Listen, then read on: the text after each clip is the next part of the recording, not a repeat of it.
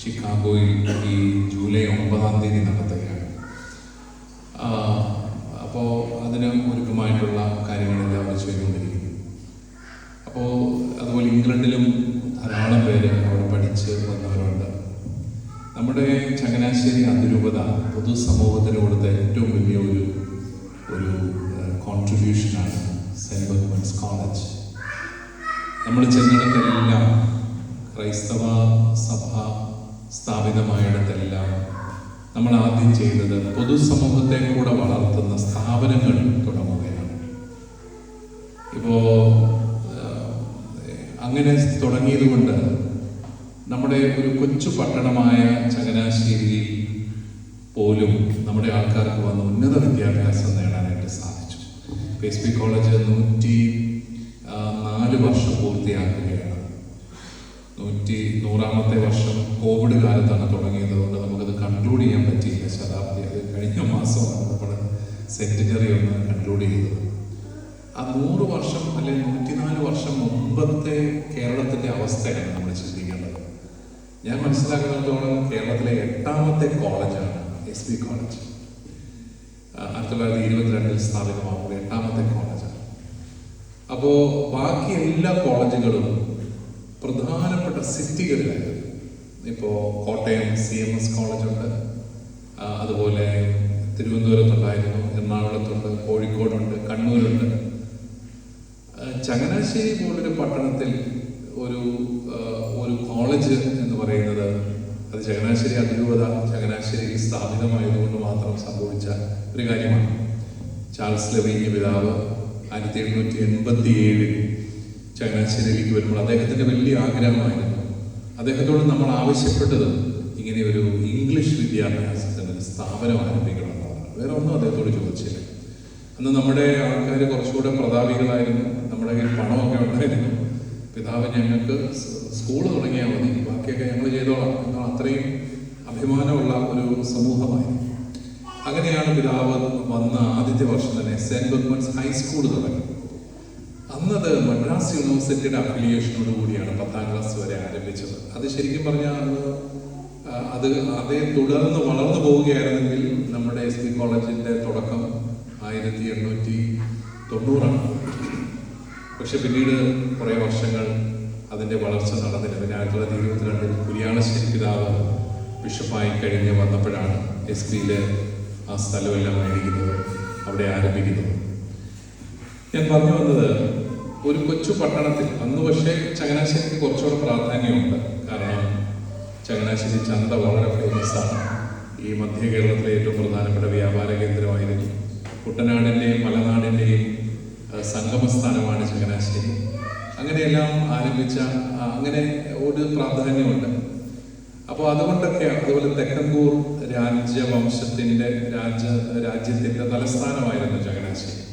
അതുകൊണ്ടൊക്കെ ആയിരിക്കാം ചങ്ങനാശ്ശേരി പട്ടണത്തിൽ അന്ന് കുറച്ച് പ്രാധാന്യം കിട്ടും. പക്ഷേ എങ്കിലും ഒരു മെട്രോപൊളിറ്റൻ സിറ്റി എന്നൊന്നും പറയാനായിട്ടില്ല, വലിയൊരു സിറ്റി എന്ന് പറയാനില്ല. എങ്കിലും അവിടെ നമുക്ക് ഈ എസ് പി കോളേജ് തുടങ്ങാനായിട്ട് സാധിച്ചു.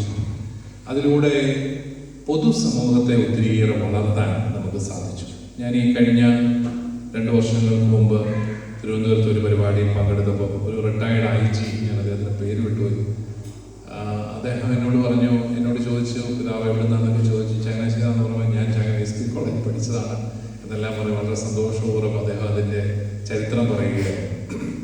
അപ്പോൾ നാനാജാതി മതസ്ഥരായ ആൾക്കാർ വളരെ അഭിമാനപൂർവ്വം പഠിച്ചിറങ്ങിയ ഒരു സ്ഥാപനമാണ് നമ്മുടെ എസ് പി കോളേജ്. 25ഓളം എയ്ഡഡ് കോഴ്സുകൾ നമുക്കവിടെയുണ്ട്. എയ്ഡഡ് കോഴ്സിൻ്റെ പ്രാധാന്യം നിങ്ങൾക്കറിയാം. സൗജന്യമാണ്. മെറിറ്റുള്ള പിള്ളേർക്ക് ഒരു പൈസ പോലും മുടക്കാതെ പഠിച്ചു പോകാവുന്ന ഒരു സംവിധാനമാണ് എയ്ഡഡ് സ്ട്രീം. അത് 25 കോഴ്സുകളോടെ എസ് പിയിലുണ്ട്, പിന്നെ അസംഷനിലുണ്ട് കുറേ അധികം. അപ്പം അങ്ങനെയെല്ലാം നമ്മുടെ സാധാരണ ജനങ്ങൾക്ക് ഏറ്റവും മികച്ച രീതിയിൽ വരാനായിട്ട് സാധിക്കുന്ന ഒരു കോളേജാണ്. കഴിഞ്ഞ 2 ആഴ്ചകൾക്ക് മുമ്പ് ഞാൻ Indian institute of space science and technology തിരുവനന്തപുരത്ത് വലിയ മലയുണ്ട്. അതിൻ്റെ വൈസ് ചാൻസലർ എസ് പിയുടെ തന്നെ പ്രോഡക്റ്റായ കുരുവിള സാറിനെ കുറച്ച് പേർക്കറിയാം. തള്ളകത്താണ് അദ്ദേഹത്തിൻ്റെ വീട്. അദ്ദേഹം എന്നെ ക്ഷണിച്ചു അവിടെ എല്ലാം കൊണ്ട് കാണിക്കണം. ക്രയോജനിക് മിസൈൽ, അത് റോക്കറ്റ് വിക്ഷേപണത്തിൻ്റെ പരിപാടികളൊക്കെ കാണിച്ചു തരാം. അപ്പോൾ ഞാൻ പോയി, എനിക്ക് പറഞ്ഞെല്ലാം ഒന്നും മനസ്സിലായില്ല, എന്നാലും അതെല്ലാം കൊണ്ടുപോയി കാണിച്ചു.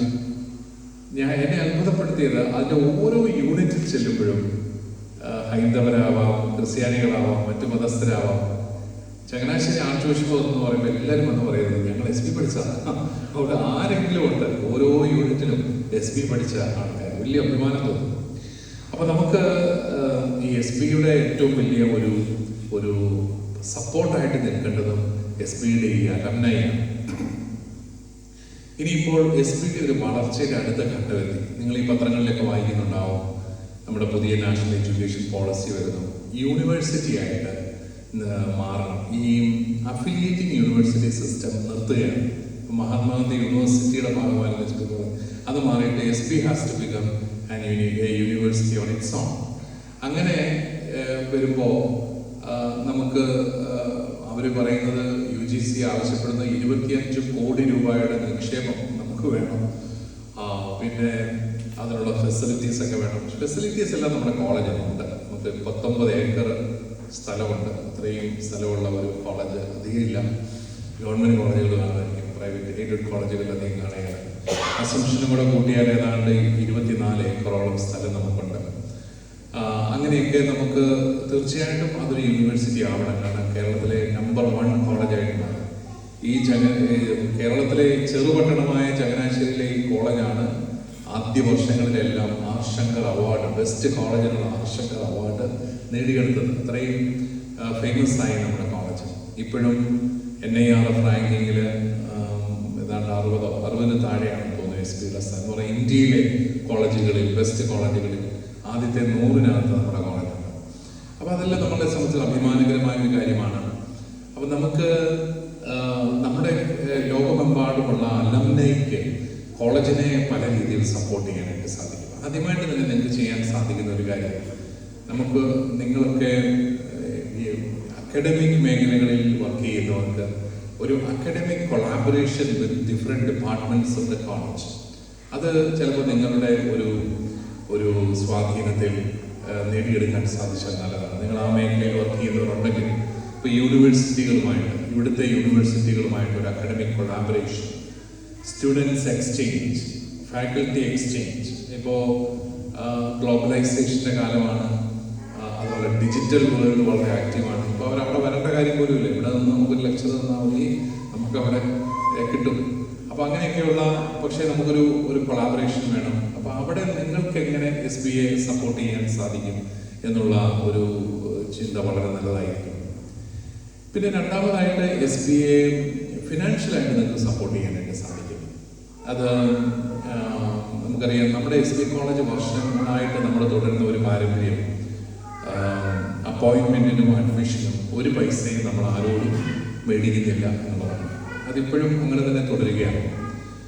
നമുക്ക് വളരെ ബുദ്ധിമുട്ടുണ്ട് പിടിച്ചു നിൽക്കാൻ, കാരണം ഗവൺമെൻറ് എയ്ഡുകളൊന്നുമില്ല. അപ്പോൾ പക്ഷേ എങ്കിലും SP സെൽഫ് ഫിനാൻസിങ് കോളേജുകളൊക്കെ നടത്തി വലിയ കുഴപ്പമില്ലാതൊക്കെ പോകുന്നു. പക്ഷേ നമുക്കൊരു മേജർ ഇൻവെസ്റ്റ്മെൻറ്റ് ആവശ്യമായിട്ട് വരുമ്പോൾ അത് സാധ്യമാകണമെന്നില്ല. ഈ പറയുന്ന പോലെ യൂണിവേഴ്സിറ്റി ആപ്ലിക്കേഷൻ കൊടുക്കാൻ 25 കോടി രൂപ കെട്ടിവെക്കണമെന്നൊക്കെ പറഞ്ഞാൽ നമ്മൾ വിഷമിച്ചു പോകും. അവിടെ ഒരു പക്ഷേ നമ്മുടെ ലോകമെമ്പാടുമുള്ള നമ്മുടെ അലംനൈ ഒരു ചെറിയ കോൺട്രിബ്യൂഷൻ തരാൻ തയ്യാറായി കഴിഞ്ഞാൽ ചിലപ്പോൾ ഈസി ആയിട്ട് അതിന് നടക്കും. അപ്പോൾ അങ്ങനെയൊക്കെയുള്ള ഒരു സപ്പോർട്ട്, SBയുടെ ഒരു സപ്പോർട്ടായിട്ട് നിങ്ങൾ നിൽക്കുക. അതോടൊപ്പം നിങ്ങൾ നാട്ടിലേക്ക് വരുമ്പോഴാണെങ്കിൽ, കോളേജിലേക്കൊക്കെ വരുന്നു, നിങ്ങൾക്ക് ഇവിടെയുള്ള കോണ്ടാക്റ്റ് വിദേശികളായ ആൾക്കാരെ നാട്ടിൽ വരുമ്പോൾ നമ്മുടെ ഇൻസ്റ്റിറ്റ്യൂഷൻ ഒന്ന് കാണിക്കുന്നു. ഇങ്ങനെയൊക്കെയുള്ള കൾച്ചറൽ എക്സ്ചേഞ്ച്, സ്റ്റുഡൻസുമായിട്ടുള്ള ആ ഒരു തരത്തിൽ ഉള്ള ഒരു എക്സ്ചേഞ്ച് നമുക്ക് നടത്താനായിട്ട് സാധിക്കും. ബിസിനസ് നടത്തുന്നവർക്ക് വേണമെങ്കിൽ നമ്മുടെ വിദ്യാർത്ഥികളുമായിട്ട് സ്റ്റാർട്ടപ്പുകൾ നമുക്ക് ആരംഭിക്കാനായിട്ട് സാധിക്കും. പിന്നെ നിങ്ങൾക്ക് സാധിക്കുന്നത് നല്ല സ്കോളർഷിപ്സ് ഏർപ്പെടുത്തുക എന്നുള്ളതാണ്, ഗവേഷണത്തിന് സ്കോളർഷിപ്സ്. അപ്പോൾ നിങ്ങൾക്ക് പഠിച്ചിറങ്ങാൻ സാധിച്ചു ആ കോളേജിൽ നിന്ന്. അപ്പോൾ ഈ ഡിപ്പാർട്ട്മെൻറ്റിന്, റിസർച്ച് ഡിപ്പാർട്ട്മെൻറ്റ്സിന് സ്കോളർഷിപ്സ്, അല്ലെങ്കിൽ കുട്ടികൾക്ക്, അങ്ങനെയൊക്കെ നമുക്ക് ചെയ്യാൻ സാധിക്കും. ഈ കഴിഞ്ഞ ഇടയ്ക്ക് ഈ സെമിനാർക്ക് നമുക്ക് ഒത്തിരി സന്തോഷം ഉണ്ടായൊരു കാര്യം, ഒരു എബ്രഹാം സാറാണെന്ന് തോന്നുന്നു, അദ്ദേഹം 1.5 കോടി രൂപ അദ്ദേഹം കെമിസ്ട്രി ഡിപ്പാർട്ട്മെൻറ്റിന് റിസർച്ചിന് വേണ്ടിയിട്ട് അദ്ദേഹം കോൺട്രിബ്യൂട്ട് ചെയ്തു. അദ്ദേഹം വളരെ ഏജ്ഡ് ആയിട്ടുള്ളൊരു മനുഷ്യനാണ്, അമേരിക്കനാണെന്നാണ് എൻ്റെ ഓർമ്മ. അപ്പോൾ അദ്ദേഹം അത്രയും ചെയ്യാനായിട്ട് അദ്ദേഹത്തിന് തോന്നി ആ കോളേജിൻ്റെ റിസർച്ച് ഡിപ്പാർട്ട്മെൻറ്റ് ഒന്ന് വളർത്താം. അപ്പോൾ അങ്ങനെ ഓരോ ഡിപ്പാർട്ട്മെൻറ്റ് വൈസ് നിങ്ങൾ പഠിച്ച ഡിപ്പാർട്ട്മെൻറ്റുകളെ വളർത്താനായിട്ട് നമുക്ക് കുറച്ച് കാര്യങ്ങൾ ചെയ്യാനായിട്ട് സാധിക്കും. അങ്ങനെയൊക്കെ നമുക്ക് പല രീതിയിൽ ഈ കോളേജിനെ സപ്പോർട്ട് ചെയ്യാനായിട്ട് സാധിക്കും. അപ്പോഴാണ് ഈ അലംനൈ കുറച്ചുകൂടെ സിഗ്നിഫിക്കൻ്റ് ആയിട്ട് മാറുന്നത്. പിന്നെ നമുക്ക് ഈ ഇംഗ്ലണ്ടിലെ 2, 3, 4 സ്ഥലങ്ങളിൽ ഒരു അലംനൈ ചാപ്റ്റേഴ്സ് തുടങ്ങിക്കൊണ്ട് നിങ്ങൾക്ക് തന്നെ ഒരുമിച്ചൊന്ന് കൂടാനും നിങ്ങളുടെ ഓർമ്മകളൊക്കെ ഒന്ന് പങ്കുവയ്ക്കാനും ഒക്കെയുള്ള അവസരം വളർത്തുകയാണെങ്കിൽ നന്നായിരിക്കും. അപ്പോൾ ഇതാണ് പ്രധാനമായിട്ടും നമുക്ക് നമ്മൾ ലക്ഷ്യം വയ്ക്കുന്ന കാര്യങ്ങൾ. നമുക്കെങ്ങനെ കോളേജിനെ സപ്പോർട്ട് ചെയ്യാനായിട്ട് സാധിക്കും എന്നുള്ളൊരു വലിയ ചിന്ത. കഴിഞ്ഞ വർഷം മാർ ഇവാനിയോസ് കോളേജിൻ്റെ അലംനൈ എല്ലാം കൂടി ഒരു നാഷണൽ കൺവെൻഷൻ അമേരിക്കയിൽ നടത്തുകയുണ്ടായി. തേവര സേക്രഡ് ഹാർട്ട് കോളേജിൻ്റെ അലംനൈ എല്ലാവരും കൂടെ കൂടുകയുണ്ടായി. അപ്പോൾ അവരൊക്കെ അവരുടെ കോളേജുകളെ സപ്പോർട്ട് ചെയ്യുന്നു. IIT-യിൽ പഠിച്ചു വന്ന സ്റ്റുഡൻസ് എല്ലാം കൂടി IIT-ക്ക് ഇന്ത്യയിലെ ഏതോ ഒരു ഇന്ത്യൻ ഇൻസ്റ്റിറ്റ്യൂട്ട് ഓഫ് ടെക്നോളജിക്ക് കോടിക്കണക്കിന് രൂപയുടെ ഇൻവെസ്റ്റ്മെൻറ്റ് നടത്തി അവരുടെ ഒരു ഡിപ്പാർട്ട്മെൻറ്റിനെ വളർത്തി എന്നൊക്കെ പത്രത്തിൽ വായിക്കാനായിട്ടൊക്കെ. അപ്പോൾ ആ രീതിയിലൊക്കെ നമുക്ക് ചെറുതും വലുതുമായ കാര്യങ്ങൾ നമുക്ക് ചെയ്യാനായിട്ട് സാധിക്കും. ഞാൻ നേരത്തെ പറഞ്ഞതുപോലെ academic collaboration, student cultural exchange programmes, അതുപോലെ establishment of institutional scholarship funds. നമുക്കറിയാം ഇവിടെയാണെങ്കിലും ഇവിടെ ഇപ്പം ഈ അടുത്ത നാളിലാണ് സ്കോളർഷിപ്സ് ഒത്തിരിയേറെ കുറഞ്ഞു പോയത്. അല്ലെങ്കിൽ ഇംഗ്ലണ്ടിൽ വന്ന് പഠിക്കുന്നവർക്കൊക്കെ സ്കോളർഷിപ്സ് ഇഷ്ടംപോലെ അവൈലബിൾ ആയിരുന്നു. ഞാൻ റോമിൽ സൈക്കോളജി ഡോക്ടറേറ്റ് ചെയ്തത് 1 പൈസ പോലും എൻ്റെ പോക്കറ്റിൽ നിന്ന് മുടങ്ങാതാണ്. മുഴുവൻ സ്കോളർഷിപ്സും നമ്മുടെ യൂറോപ്പിലുള്ള ആൾക്കാർ അവർ തന്ന ഇൻസ്റ്റിറ്റ്യൂട്ട് ചെയ്ത സ്കോളർഷിപ്പ് ഉപയോഗിച്ചാണ് ഞങ്ങളൊക്കെ റോമിലൊക്കെ പഠിക്കുന്ന എല്ലാ അച്ഛന്മാരും അങ്ങനെ സ്കോളർഷിപ്പോടുകൂടിയാണ് പഠിക്കുന്നത്. ഇവിടെ അങ്ങനെ ഒരു ട്രെൻഡുണ്ട്. അതായത് യൂണിവേഴ്സിറ്റികൾക്ക് പണം കൊടുക്കുക, ബേഴ്സുകൾ ഏർപ്പെടുത്തുക, റിസർച്ച് ശക്തിപ്പെടുത്തുക, റിസർച്ച് പ്രോഗ്രാംസ് ശക്തിപ്പെടുത്തുക. അങ്ങനെ ഒരു ട്രെൻഡ് ഇവിടെ ഈ പ്രത്യേകിച്ച് ഇംഗ്ലണ്ടിലും അമേരിക്കയിലും വളരെ ശക്തമായിട്ട് നമുക്ക് കാണാനായിട്ട് സാധിക്കും. യൂറോപ്പിലും അമേരിക്കയിലും അതൊത്തിരി ഉണ്ട്. ആ ഒരു സ്റ്റൈലിലേക്ക് നമുക്ക് നമ്മുടെ കോളേജിനെയും സപ്പോർട്ട് ചെയ്യാൻ സാധിക്കുന്നതായിരിക്കും. എനിക്ക് നിങ്ങളോട് പറയാനുള്ളത്, നമുക്ക് ഇന്ന് നമ്മുടെ ഒരു കോർഡിനേഷൻ കമ്മിറ്റി പോലെ താല്പര്യമുള്ള, ഇതിന് വേണ്ടിയിട്ട് കുറച്ച് സമയം ചെലവഴിക്കാൻ താല്പര്യമുള്ള കുറച്ച് പേരൊന്ന് അസംഷനിൽ നിന്നും SBയിൽ നിന്നും ഒന്ന് തയ്യാറായിക്കൊണ്ട് ഒരു കോർഡിനേഷൻ കമ്മിറ്റി നമുക്ക് രൂപീകരിക്കണം. പിന്നെ ഇതിൻ്റെ ഒരു ഫേസ്ബുക്ക് പേജ് തുടങ്ങാനും ഒരു വെബ്സൈറ്റോ അങ്ങനെ എന്തെങ്കിലും ഡെവലപ്പ് ചെയ്ത് പരമാവധി ആൾക്കാരിലേക്ക് റീച്ച് ഔട്ട് ചെയ്യാനായിട്ടുള്ള ഒരു സംവിധാനം നമുക്ക് രൂപീകരിക്കാനായിട്ട് സാധിക്കണം. അപ്പോൾ തീർച്ചയായും ഒത്തിരി പേര് ബാച്ചുകാരെല്ലാം അങ്ങോട്ടും ഇങ്ങോട്ടും കണ്ടെത്താനായിട്ടൊക്കെ സാധ്യതയുണ്ട്. സഹപാഠികളെ കണ്ടെത്താനായിട്ടുള്ള ഒരു വേദിയായിട്ട് മാറും. ആ ഫേസ്ബുക്കിൽ തന്നെ നമുക്ക് പല ഗ്രൂപ്പുകൾ രൂപീകരിക്കാൻ പറ്റും. ഓരോ വർഷത്തെ ബാച്ച് അങ്ങനെ അത് നന്നായിട്ട് ആരെങ്കിലും IT മേഖലയിലൊക്കെ പ്രാവീണ്യമുള്ളവർ ആരെങ്കിലും അതൊന്ന് ചെയ്യണം. അങ്ങനെ വിവിധ രീതിയിൽ നമുക്കൊരു കോർഡിനേഷൻ നടത്തിക്കൊണ്ട് നമുക്ക് അടുത്ത വർഷം കുറച്ചും കൂടെ വിപുലമായിട്ട് 2 or 3 സ്ഥലങ്ങളിൽ ഈ ഒരു സമ്മേളനം നടത്തി നമുക്ക് കുറച്ചുകൂടെ നമ്മുടെ കൂട്ടുകാരെ എല്ലാം വിളിച്ച് ചേർത്ത് അങ്ങനെ ഒരു കൂട്ടായ്മ രൂപീകരിക്കുകയാണെങ്കിൽ വളരെ നന്നായിരിക്കും. അപ്പോൾ ഇത്രയും കാര്യങ്ങളാണ് എനിക്ക് നിങ്ങളോട് പൊതുവായിട്ട് പറയാനായിട്ടുള്ളത്. നിങ്ങൾ വന്നതിലുള്ള വലിയ സന്തോഷം ഞാൻ അറിയിക്കുകയാണ്. ഞാൻ കഴിഞ്ഞ തവണ ദുബായിൽ ചെന്നപ്പോൾ അവിടെയും 200-200ഓളം സ്റ്റുഡൻസ് എല്ലാം കൂടെ ഒരുമിച്ച് കൂടിയിരുന്നു. ഇനിയിപ്പോൾ അമേരിക്കയിലെ കൺവെൻഷന് വേണ്ടിയിട്ട് അവിടെ ഞാൻ പോകുന്നുണ്ട്. ഞാൻ അവരുടെ സിറോ മലബാർസ് കൺവെൻഷൻ ഷിക്കാഗോയിൽ നടക്കുകയാണ്. അപ്പോൾ അതിൽ പങ്കെടുക്കാൻ പോകുന്ന കൂട്ടത്തിൽ അവർ ഇതും കൂടെ ഓർഗനൈസ് ചെയ്തിട്ടുണ്ട്. അപ്പം അങ്ങനെ ആ പരിപാടികളിലെല്ലാം പങ്കെടുക്കാൻ പറ്റും. പിന്നെ എനിക്ക് നിങ്ങളോട് പറയാനുള്ളത്, ഇത് നമ്മൾ പലപ്പോഴും SB അസംഷൻ എന്ന് പറയുമ്പോൾ ഒരു കാത്തലിക് ബാക്ക്ഗ്രൗണ്ടിൽ മാത്രമാണ് നമ്മൾ ആൾക്കാരെല്ലാം കൂട്ടുന്നത്. നമ്മുടെ SBയുടെ മഹാന്മാരായ പല വിദ്യാർത്ഥികളും മറ്റ് റിലീജിയനിലുള്ളവരുണ്ട്. അപ്പോൾ അവരെയും കൂടെ നമ്മൾ ഒരുമിച്ച് പോകും. ഇതിനകത്ത് എല്ലാവരും വന്നിട്ടുണ്ടോയെന്ന് എനിക്കറിയില്ല. മെജോറിറ്റി നമ്മുടെ പള്ളികളുമായിട്ട് ബന്ധപ്പെട്ടായിരുന്നു. പക്ഷെ എല്ലാം നാനാജാതി മതസ്ഥരുണ്ട്. അവരെ ഒരുമിച്ച് കൂട്ടാനായിട്ട് സാധിക്കുകയാണെങ്കിൽ അവരുടെ കൂട്ടത്തിൽ നിന്ന് 1-2 പേരെ ഇതിൻ്റെ കോർഡിനേഷൻ കമ്മിറ്റിയിലേക്കൊക്കെ എടുക്കണം. അങ്ങനെ ആകുമ്പോഴേ ഇത് വളരത്തുള്ളൂ. ഞാൻ ഓർക്കുന്നു, എനിക്ക് ഒത്തിരി സന്തോഷമുള്ള ഒരു കാര്യം, ഞാൻ കഴിഞ്ഞ വർഷം അതിന് മുമ്പത്തെ വർഷം അറ്റ്ലാന്റയിൽ അവരെ ധ്യാനിപ്പിക്കാനായിട്ട് പോയി, അവിടുത്തെ സീറോ മലബാർ പള്ളിയിൽ. അപ്പം ഞാൻ അവിടെ വരുന്നുണ്ടെന്ന് അറിഞ്ഞുകൊണ്ട് ഈ തോമസ് തറയിൽ എന്നുള്ള പേര് കണ്ട്, തറൈ സാറിൻ്റെ മകനാണോ ഇയാൾ എന്ന് ചോദിച്ച് അവിടെ ഒരു മനുഷ്യൻ വന്നു, ഒരു നാരായണൻ ചേട്ടൻ. അപ്പോൾ എനിക്ക് ഭയങ്കര സന്തോഷം. എൻ്റെ അപ്പൻ എൻ്റെ 4 വയസ്സിൽ മരിച്ചു പോയതാണ്. അപ്പോൾ അദ്ദേഹം ചേപ്പാട് സ്കൂളിൽ പഠിപ്പിച്ചുകൊണ്ടിരിക്കുകയാണ്. ഇദ്ദേഹം ഹരിപ്പാട് സ്വദേശിയാണ്, ഹൈന്ദവ സഹോദരനാണ്, സയൻറ്റിസ്റ്റാണ് അവിടെ. അപ്പോൾ അദ്ദേഹം എന്നോട് പറഞ്ഞു, അയ്യോ സാറ് ഞങ്ങളെ, കാരണം ഇവര് വീക്കെൻഡിൽ മാത്രമേ വീട്ടിൽ പോകുന്നുള്ളൂ. പണ്ട് ഹരിപ്പാടെന്ന് പറയുന്നത് ചങ്ങനാശ്ശേരി എന്ന് പറയുമ്പോൾ ഭയങ്കര ദൂരമാണ്. അപ്പോൾ അതുകൊണ്ട് വീക്കെൻഡിൽ മാത്രമേ ഉള്ളൂ. അതുകൊണ്ട് വൈകുന്നേരമൊക്കെ സാറുമാരൊക്കെ അവിടെ തന്നെ സ്കൂളിൽ തന്നെ താമസം. അപ്പോൾ അങ്ങനെ വരുമ്പോൾ അവിടെ അയലോക്കത്തുള്ള പഠിക്കാൻ മോശമായിട്ടുള്ളവരെ എല്ലാം പിടിച്ചിരുത്തി പഠിപ്പിക്കുമായിരുന്നു. അങ്ങനെ പഠിച്ച് രക്ഷപ്പെട്ടു പോയ ഒരാളാണ് ഞാൻ എന്ന് പറഞ്ഞ് വലിയ സ്നേഹത്തോടു കൂടി അദ്ദേഹം പറഞ്ഞു. അപ്പോൾ അദ്ദേഹം പറഞ്ഞു അദ്ദേഹവും SP കോളേജ് പ്രോഡക്റ്റാണ്. അപ്പോൾ പക്ഷെ നമുക്ക് അങ്ങനെയുള്ളവരെ ഒന്നും നമ്മുടെ മീറ്റിങ്ങുകളിൽ നമുക്ക് കിട്ടുന്നില്ല. അപ്പോൾ അതുകൊണ്ട് SP പഠിച്ച എല്ലാവരെയും തന്നെ നമുക്ക് ഒരുമിച്ച് കൂടണം. അല്ലെങ്കിൽ ഇത് വളരെ പരിമിതമായ ഒരു ഗ്രൂപ്പായിട്ട് മാത്രം പോകും. ആരോ പറഞ്ഞ പോലെ മാനേജ്മെന്റ് സീറ്റിൽ കയറിയവരെ മാത്രമേ ഇതിനകത്ത് കിട്ടത്തുള്ളൂ. ഒറ്റ സീറ്റ് കിട്ടിയവരെ നമുക്ക് എല്ലാവരും കിട്ടുകയില്ല. അപ്പോൾ അതുകൊണ്ട് നാനാജാതി മതസ്ഥരായ നമ്മുടെ വിദ്യാർത്ഥികളിലേക്ക് റീച്ച് ഔട്ട് ചെയ്യാനായിട്ടുള്ള ഒരു നല്ല സംവിധാനമായിട്ട് മാറണം. അപ്പം നിങ്ങൾ ഇവിടെ 100 കൂട്ടം ക്ലബ്ബുണ്ടെടുക്കാവേ, അതിൻ്റെ കൂടെ ഒരെണ്ണം കൂടെ തുടങ്ങണോ എന്ന് നിങ്ങൾ ചോദിക്കരുത്.